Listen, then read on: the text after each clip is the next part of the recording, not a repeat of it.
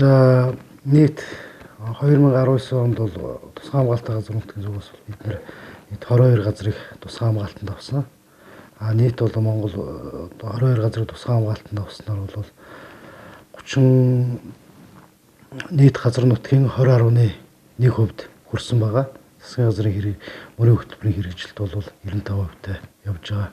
Мөн бас 9 газрыг бас тусгай хамгаалтанд авахаар одоо Улсын хурлд өргөн барьсан байгаа. Энэ ажлын хүрээнд бас энийг яах юм бол 9 газрыг тусгай хамгаалтанд авах юм бол нийт засгийн газрын мөрийн хөтөлбөр 100%-тай, үндсэн чиглэлийн мөрийн хөтөлбөр 100%-тай. Энэ 22 газрыг тусгай хамгаалтанд аваад дээрээс нэмээд энэ 9 газрыг авснаар бид нар бол одоо усны их бүрэлдэх 50 гаруй хувийг ойн сан бүхий газрын марг 60% авчих бүрэн боломжтой болж байгаамаа.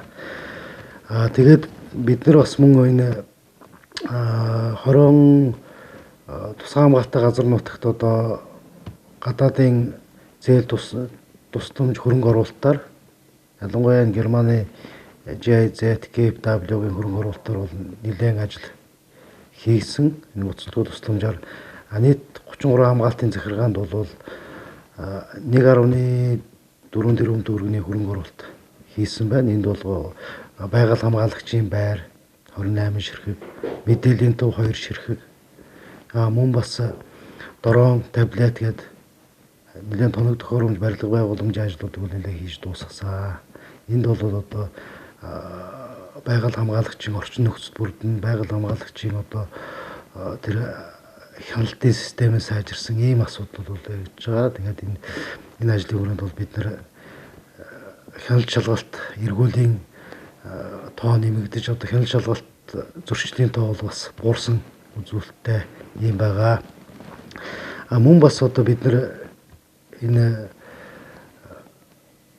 барилга хотоогуултын яам